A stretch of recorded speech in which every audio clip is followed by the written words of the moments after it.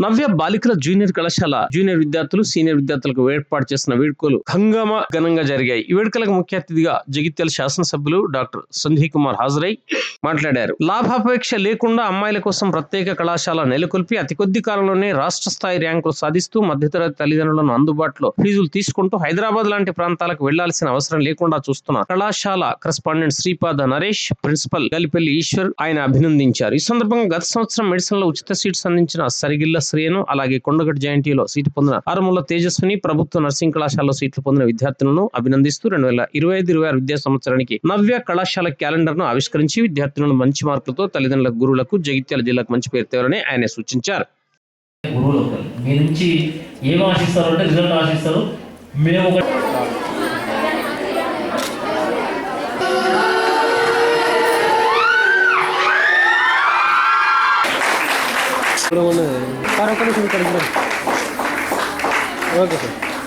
Prize S Chenda Junior BPC first year. Prize Maunika. First prize me Maitri and Say Varsha Junior CEC winners. First prize E Veena CD Vijay Shobha. Sorry, got it. మాకు open ఏం కాదు.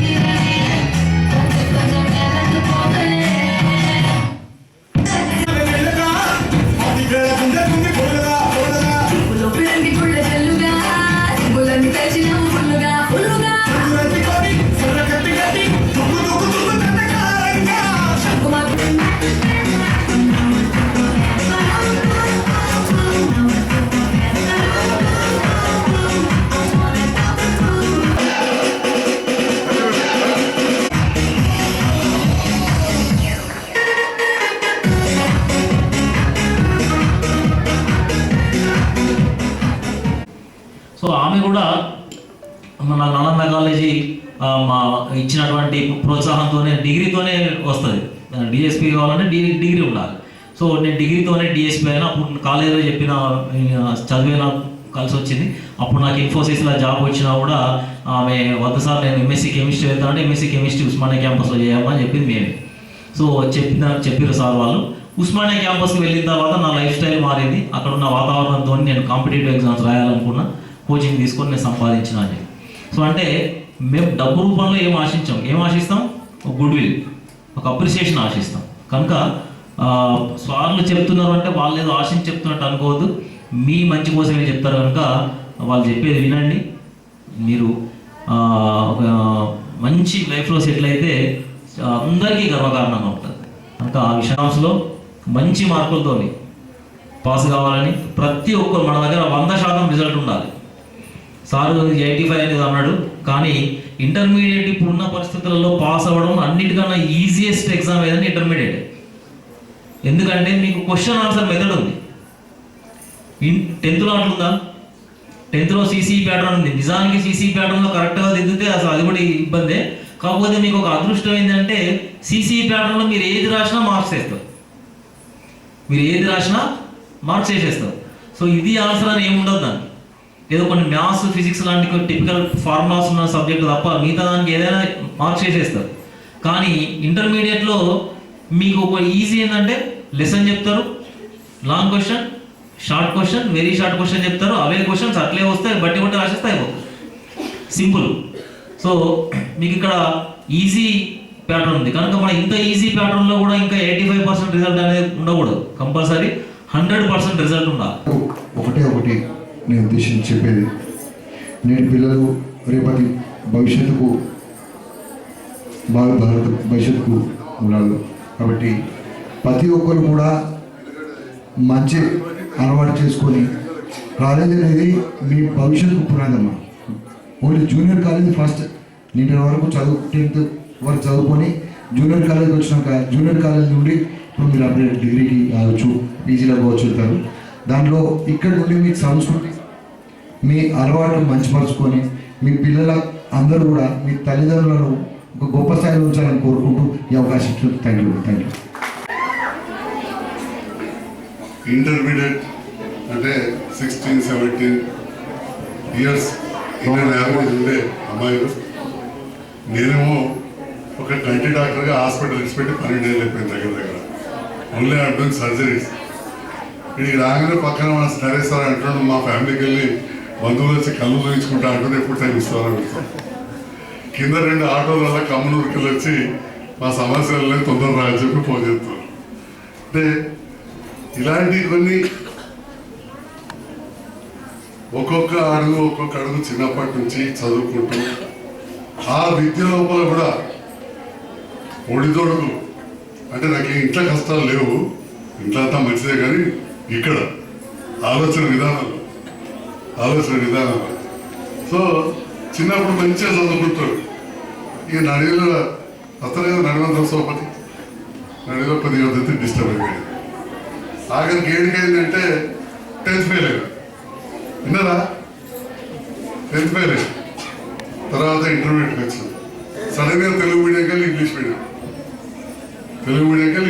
First English medium batch. ఎంత కష్టం మీకు అర్థం. First ఇయర్లో మళ్ళీ సగం ఫెయిల్, మళ్ళీ ఎగ్జామ్ రాసాం, సప్లిమెంటరీ పాస్ అయినా. సెకండ్ ఇయర్కి వచ్చేసరికి మంచి మిత్రులు దొరికింది నాకు. సెకండ్ ఇయర్కి వచ్చేసరికి ఏమైంది, మంచి మిత్రులు.